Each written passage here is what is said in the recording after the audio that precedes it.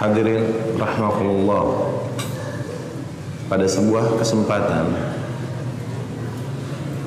Syekh kami Abu Ishaq Al-Huwaini pernah menceritakan kepada kami kisahnya.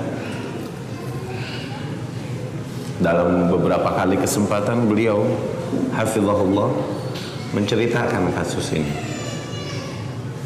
di mana beliau hafizahullah pada suatu hari setelah tahqiqnya terhadap Sunan Abi Dawud sampai kepada Syekh Al-Albani rahimahullah di Yordania. Kemudian Syekh Al-Albani pun sempat beberapa kali teleponan bersama Syekh kami Abu Ishaq Al-Huwaini, dan beliau rahimahullah berkata kepada Syekh kami, "Sahha laka ma lam yasih li ghairik." Sungguh sahih untukmu apa-apa yang tidak sahih bagi yang lain. Sehingga akhirnya semakin rindulah dia untuk berangkat ke Yordan dari Mesir, untuk berangkat ke Yordan bertemu dengan Syekhna Al-Albani rahimahullah. Beliau mengumpulkan duit sedikit demi sedikit untuk bisa pergi ke sana. Sehingga pada satu kesempatan pergilah beliau, ya kan? Sampai di sana bertemu dengan salah seorang ikhwan yang niatnya nantinya akan mengguide beliau untuk bertemu dengan Syekh Al-Albani. Nama ikhwan ini Abu Hamzah.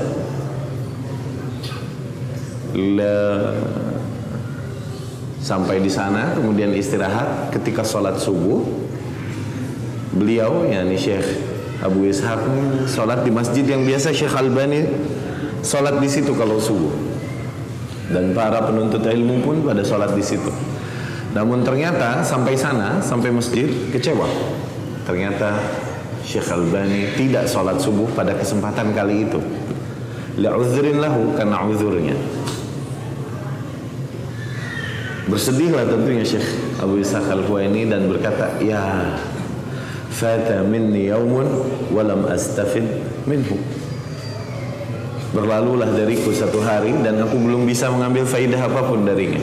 Sehingga bicara dengan beberapa kawannya yang di situ yang biasa menghadiri kajian Syekh Al-Albani, kemudian bertemu dengan Syekh Al-Albani, bicara dengan mereka, gambaran yang diberikan oleh mereka nih, Syekh Al-Albani rahimahullah ini syadid ala, dia suka keras menghadapi orang yang suka nyamperin ke rumahnya tanpa ada janji dulu sebelumnya itu suka keras.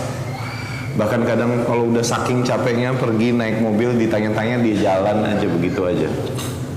Ya. Karena mungkin begitu letihnya beliau rahimahullah ya. Akhirnya dia bingung. Apa yang harus kita lakukan? Masa pulang? Sayang, hari ini gak ngambil kesempatan apapun, gak ngambil faidah apapun.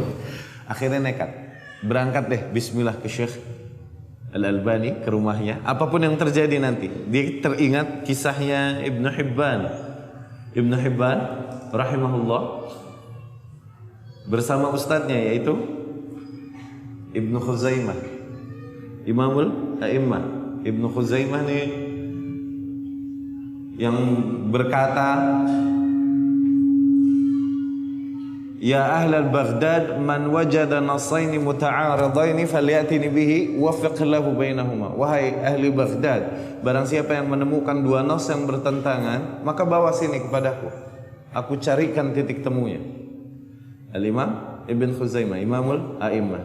Ibnu Hibban salah seorang muridnya, dan Ibnu Hibban ini dia nanya terus, ditempel terus, ustadznya nanya terus, sampai Ibnu Khuzaimah satu hari kesel karena ditempel terus. Dia berkata akhirnya dengan keras kepada Ibnu Hibban, "Tanaha anni ya barid, jauh-jauh dariku, batu kau." Begitu bahasa kitanya. Barid, barid yakni keras kepala kau, jauh-jauh sana. Sampai pegel, saking pegelnya ditempel terus, ditanya terus, sampai begitu Ibnu Khuzaimah kepada Ibnu Hibban. Ibnu Hibban dibilang begitu, dia ngegeser menjauh sambil ditulis, "Tanaha anni ya barid." Perkataan ustadznya ditulis. Rufaqanya, yang sahib-sahibnya bilang, "Mal faidah?"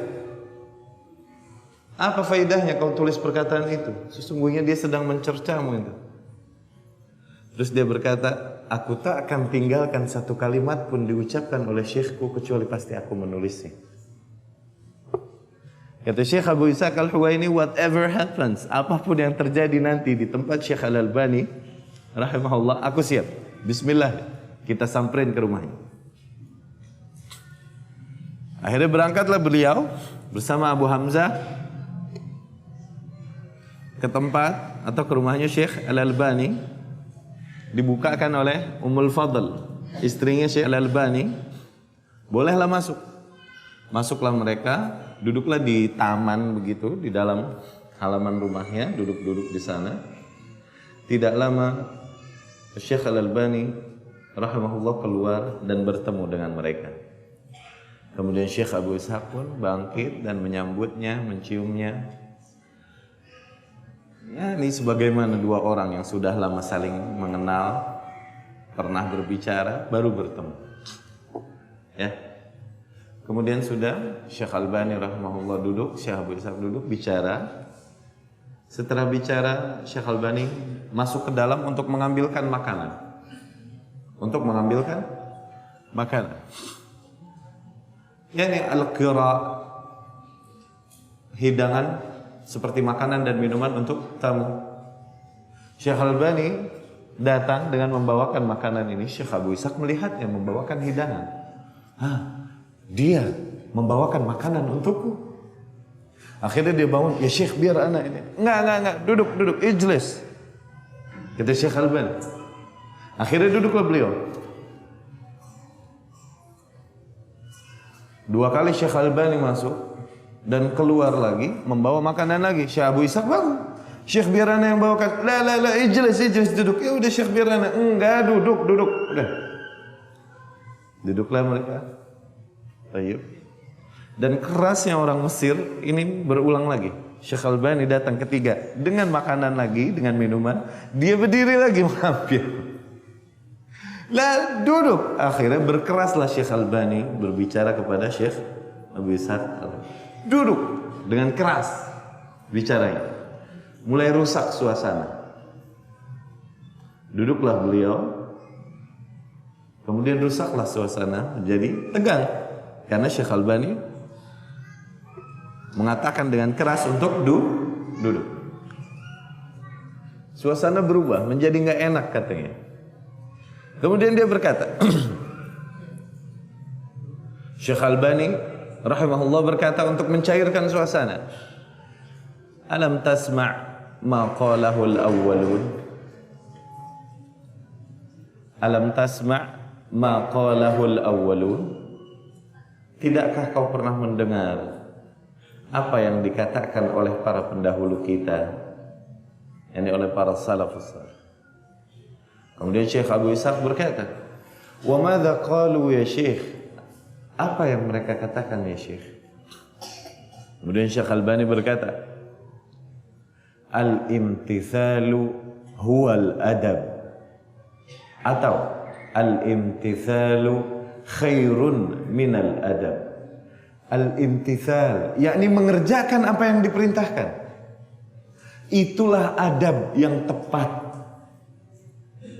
Adab yang benar adalah ketika kau mengerjakan apa yang diperintahkan, bukan dengan mengerjakan apa yang menurutmu kira-kira ini bentuk adab. Lah, adab yang tepat justru dengan nurut.